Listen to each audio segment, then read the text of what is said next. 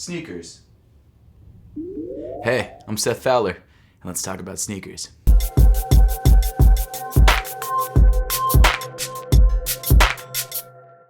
I've been watching a lot of weird YouTube, and I think it's sort of spilling over into my actual YouTube videos.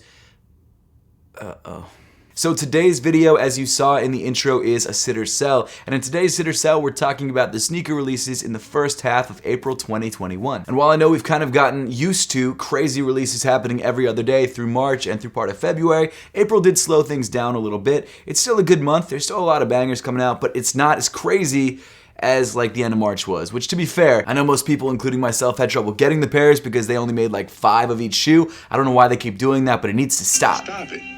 But hopefully in April, things will change. We'll just have to wait and see if that actually happens. However, there are still some pretty hyped up releases that I'm sure will still be very difficult to get. If you're not familiar with my Sit or Sell series, basically what we do is we take a look at most of the sneaker releases for the first half or second half of any given month. We talk about those sneakers, what we like about them, what we don't like about them, and then we decide whether we think they're gonna sit on shelves or sell out. This is a series that I've been doing for a really long time at this point. I think since like 2017, and I just love doing it, so I'm gonna keep doing it.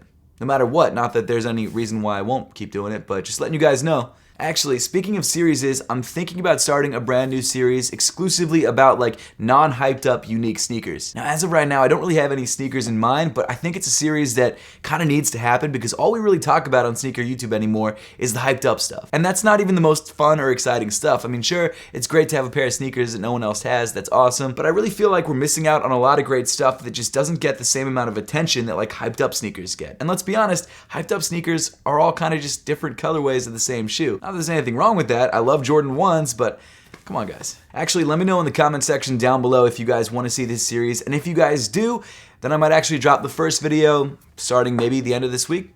I always drink sodas right before I film these videos, and I just have to burp the entire time, so most of these cuts are because I'm burping, just being honest. But with all of that being said, let's just jump right into the sneaker releases and start things off on April 1st. I don't know why more sneaker brands don't do April Fool's releases. I've always had so much fun with my April Fool's videos, I don't get why they couldn't just do like an April Fool's shoe. You think that'd be a really great idea, but it is what it is. But the first shoe dropping on April Fool's Day is the Nike Zoom Freak 2 in Bright Mango. This shoe is honestly one of the most, oh man, I tried it, it wasn't worth it. This shoe is honestly one of the best Giannis signature sneakers. This shoe comes in a light orangey pink upper, accented by bright yellow accents on the forefoot of the midsole, as well as a purple Nike swoosh. There's also some pretty cool patterning hits around the heel and the outsole of the shoe, and like I said, it's really one of the better colorways that have dropped so far. Totally my opinion though, and let's be real, I haven't bought any of the Zoom Freak 2s, so I really shouldn't be the one giving my opinion. The people buying the shoe are the ones whose opinion actually matters. That said, based on the reception that I've seen online, this shoe does seem to be one of the more popular Zoom Freak 2 colorways.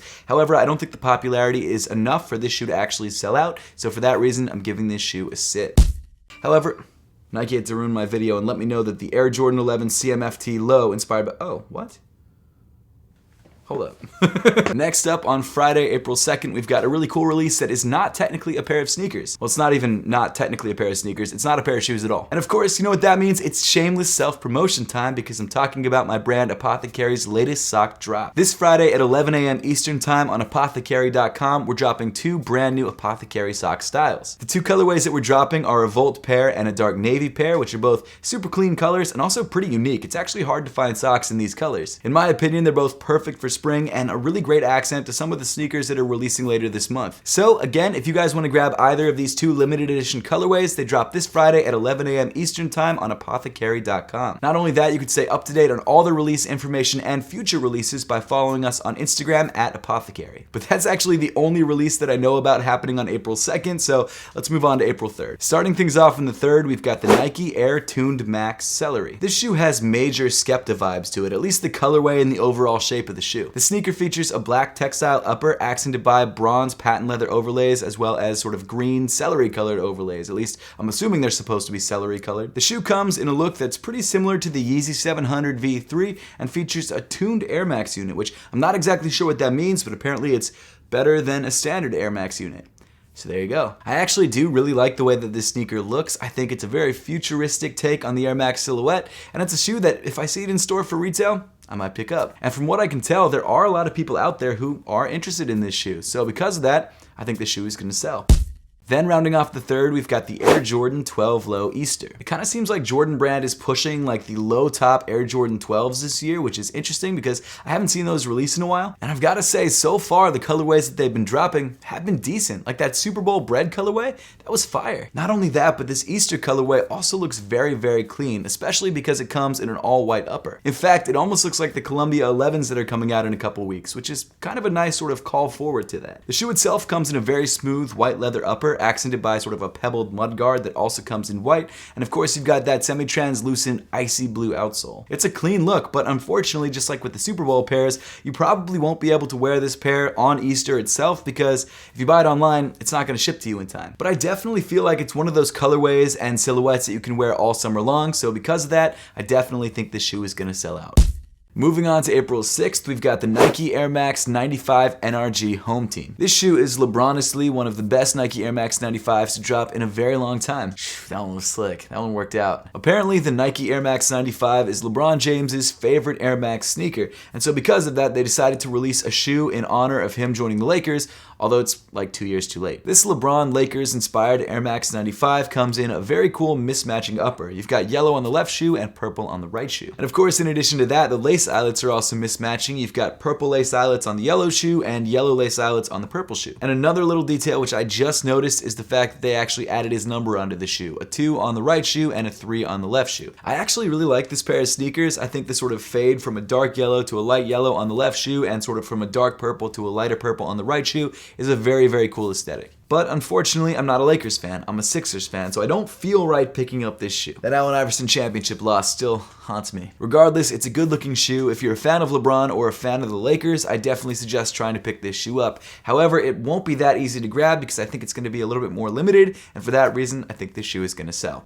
After that, we've got a collaboration pair of Nike SB Dunk Lows called the Wasted Youth. So this shoe is actually a collaboration between Nike and Japanese artist Verdi, and Wasted Youth is actually his label, and that's what the shoe is named after. The sneaker comes in a very interesting black patchwork denim upper, and from the lateral side of the shoe, the only non-black accent that you have is the red stitching around the heel. But if you look at the medial side of the sneaker, you find a stylized rose detail embroidered into the upper. I mean, it's definitely a cool look, but it's not one that I'm too excited for personally, and one that I probably won't try and pick up. However, it is going to be a very limited sneaker, and if you're a fan of Verdi or his brand Wasted Youth, it's definitely a shoe worth going for. I mean, I do have to say that that rose detail on the medial side of the shoe looks solid and it's different. There's not a lot of Nike sneakers that feature a large detail like that, but it's still not enough for me to really spend the money or most likely the resale money on this pair of shoes because there's no way in hell I'm getting it for retail. Watch as this is the one SB that I get for retail, and it's a shoe that I don't even really want. But of course, because this pair of sneakers is a Nike SB Dunk Low collaboration, that means that this shoe will be limited and also very difficult to get. So because of that, this shoe will definitely sell.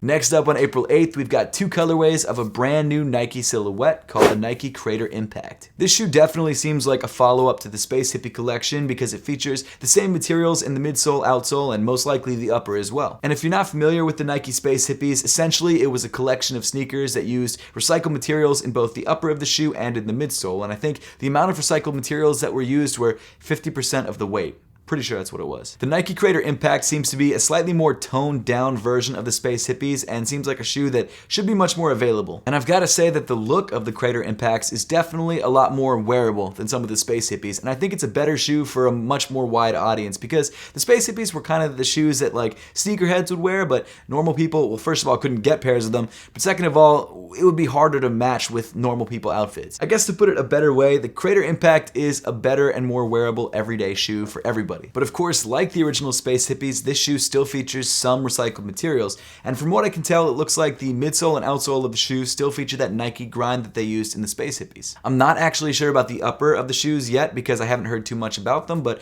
I wouldn't be surprised if they use some sort of recycled yarn or polyester or something. They've probably got some recycled materials in them besides just the midsole and outsole, I would assume. But the 2 colorways releasing are a white colorway and a light bone colorway, and both of the shoes look pretty solid, and they seem like a shoe you can wear with pretty much anything. But even though these shoes are kind of a more toned down version of the Space Hippies, it seems like the hype is still kind of there, and so because of that, I think both of these colorways may actually sell out.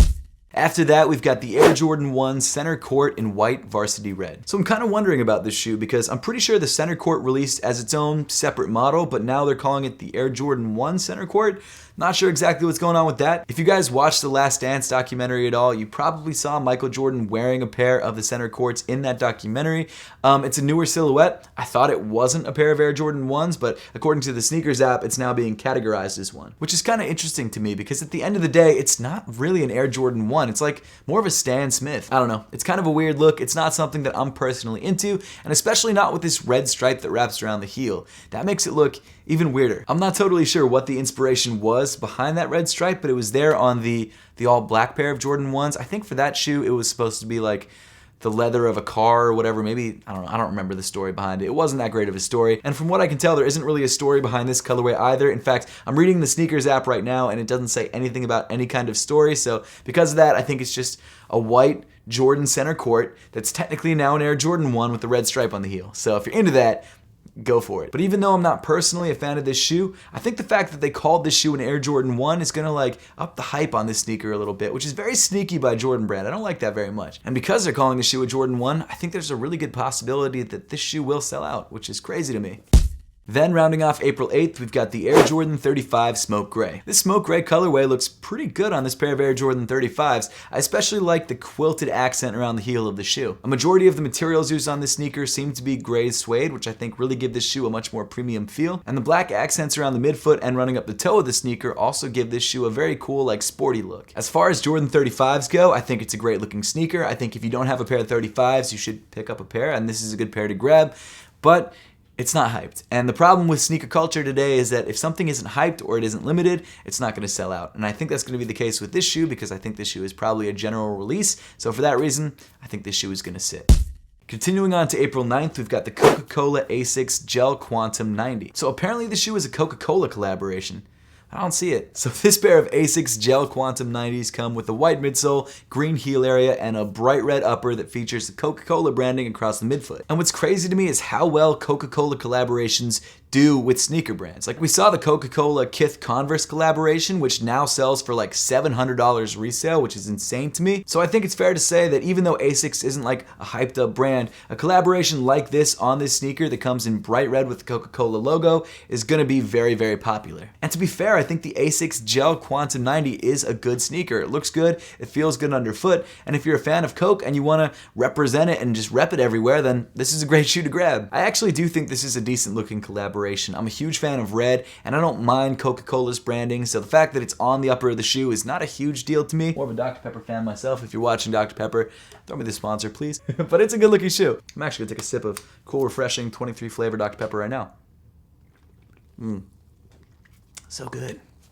Because this shoe is a Coca-Cola collaboration and it comes in a bright red, I definitely think the interest is there, and for that reason, I think this shoe will sell out. Next up, we've got the Reebok Answer 4 in white and red. I actually thought this sneaker was going to drop last month, like I think everybody else did. I even put it in a sitter sell video, and I've been waiting patiently ever since. This is an iconic AI sneaker, and it's definitely a pair of shoes that I need to have in my collection. So much happened in this shoe, like the step over happened in this shoe. Not this colorway, but this model, and it's one of those sneakers that if you're a fan of AI, or you're a fan of Reebok even, you gotta have it. Now to be fair, like some of the more tech-heavy retros, it hasn't aged as well as something like an all-leather Jordan 1, but that's because it's a different sort of aesthetic. And I think now, you know, with this sort of 90s revival that we have going on, it might be the best time to rock it. I might be biased, but I think it's a great looking shoe, and it's definitely a sneaker that I'm planning to pick up. However, I don't know if the interest is gonna be there for this one, so I think this sneaker might sit.